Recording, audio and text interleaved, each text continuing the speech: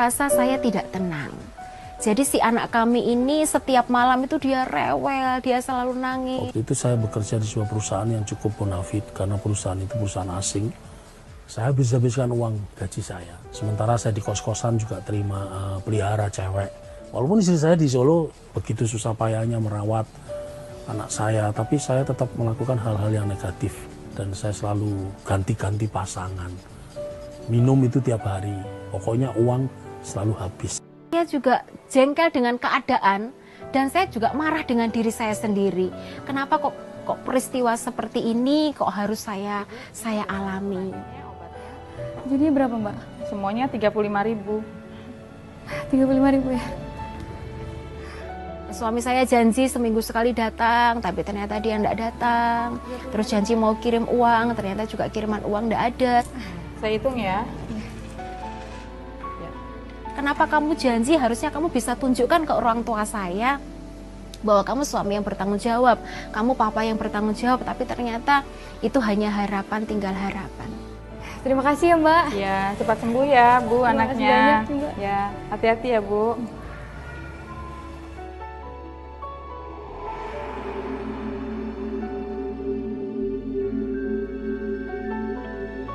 Pulang dari klinik, ya sudah, apalagi yang mau kita harapkan.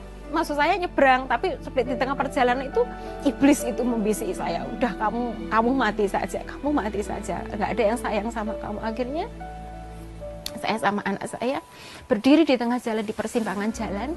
Saya sudah tidak mengingat apa-apa. Saya hanya bilang sama Kak, Papa sudah tidak sayang sama kakak, sama mama. Udah kita mati aja. Saya ingat waktu itu saya berdiri siang-siang panas-panas, semua truk bis apa mobil karena itu jalan luar kota. Ngebel saya, akhirnya di situ ada pos polisi langsung men-stop itu semua kendaraan dan menyelamatkan kami. Saya nggak cerita kepada ibu, saya nggak cerita kepada suami saya kejadian yang saya dan anak saya alami waktu itu. Dengan sikap saya, dengan kelakuan saya. Kamu nggak ingat, ah? Bukannya nggak ingat, udah dong. Itu nggak enak bikin tetangga. Sementara istri saya melihat dulu adalah saya seorang pria yang baik, yang dibangga-banggakan. Tapi ketika saya tinggal bersama dengan istri, kelakuan saya tetap menjadi-jadi. Saya tetap pulang rumah mabuk. Saya baru tahu bahwa selama ini yang dilakukan oleh suami saya memang sesuatu yang tidak benar. Dan di situ saya ketemu sendiri dengan perempuan-perempuan yang pernah berhubungan dengan suami saya. Saya konfirmasi dengan suami saya dan memang waktu itu dia marah. Dia akan lakuin apa yang kamu tuduhin ke saya. Kamu nuduh saya selingkuh. Oke, saya akan selingkuh. Belanjaan. Saya marah sama istri saya maki-maki dia. Saya lakukan hal seperti itu. Hampir tiap hari saya kasar dengan istri saya. Dia seret saya, dia banting saya di tembok. Saya diam, saya simpan saja. Saya nggak bisa melakukan apa-apa. Jadi benar-benar di Pasuruan itu benar-benar neraka kedua buat saya. Akhirnya suatu hari saya dapat telepon dari pihak pabrik bahwa suami saya mengalami amfal di pabrik. Waktu tim medis memfoto, mengambil ronsen, paru-paru saya separuh itu hilang, kerowak begitu, seperti jurang gitu. Nah, saya putuskan untuk kami pulang ke Banyuwangi. Suami bekerja di sebuah perusahaan finance gitu, dan dia sebagai debt collector. Ya memang waktu itu keadaan ekonomi kami sudah mulai settle. Pak Hirman sudah memakai uang kantor puluhan juta, Pak. Jadi sekarang Bapak harus mempertanggungjawabkan uang yang Bapak pakai. Paham? Saya jatuh bangun. Hutang saya banyak. Jangan bawa Pak mengaku saya, Pak. Enggak mau, Pak. Pak, mengaku saya, Pak. Jangan bawa suami saya, Pak. Tolong, Pak, saya mau bicara. Tenang, Pak. Pak, tolong ya, Pak ya. Saya akan membayar hutang menantu saya, Pak. Saya akan jual rumah ini, Pak. Tolong ya, Pak ya. Baik, Bu. Saya berdoa, saya nggak bisa ngomong apa-apa sama Tuhan. Saya hanya angkat tangan saya, Tuhan, ini aku sudah tidak mampu. Saya sudah nggak sanggup, Tuhan. Saya nggak tahu apa yang Tuhan mau, apa rencana Tuhan. Kok sampai hari ini saya mengalami kehidupan yang seperti ini. Saya nggak tahu saya harus ngapain.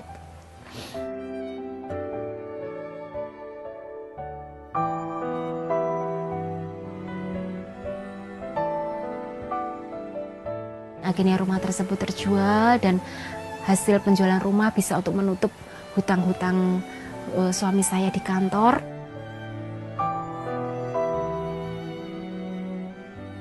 Keluarga putuskan untuk kita pindah ke Magelang. Karena kakak ipar bilang, udah pindah ke Magelang aja membangun kehidupan yang baru.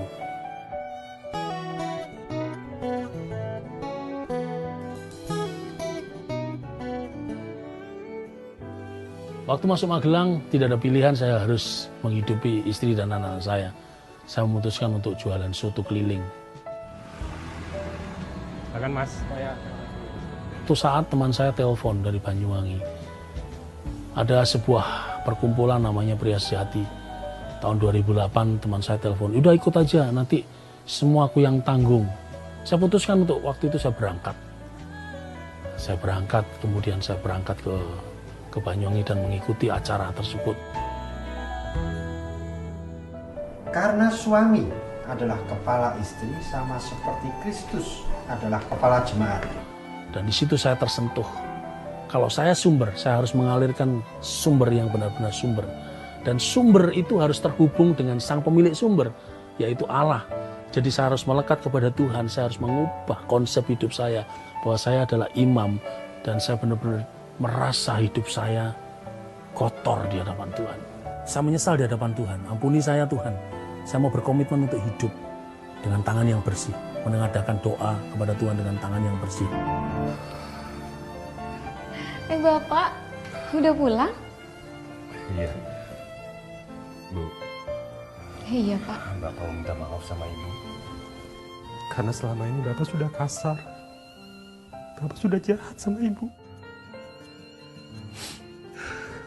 Maafin Bapak, Bu.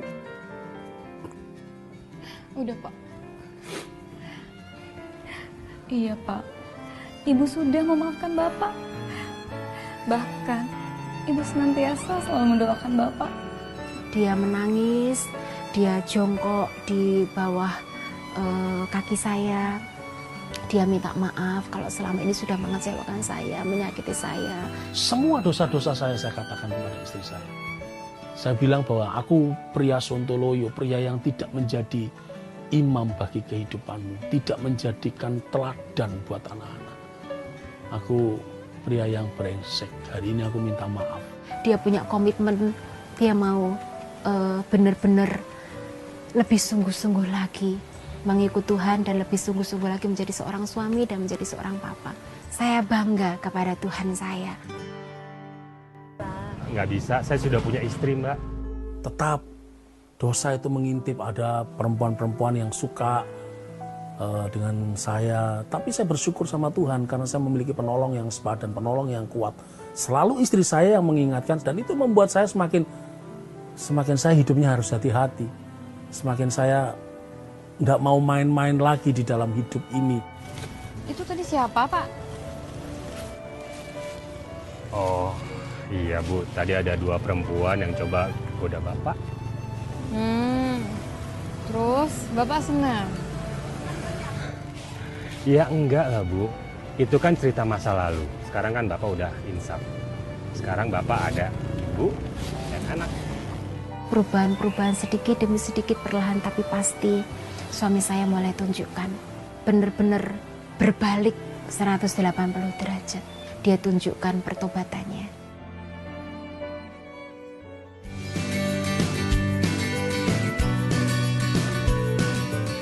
Saya mengucap syukur dan berterima kasih kepada Tuhan. Karena lewat pengorbanannya di atas kayu salib, itu membuat hidup saya berubah. Bukan karena kekuatan saya, tapi oleh kasih karunia Tuhan yang luar biasa. Bersyukur sekali Tuhan yang ubahkan suami saya. Dan itu pertobatannya beliau benar-benar kami sekeluarga, saya dan anak-anak rasakan.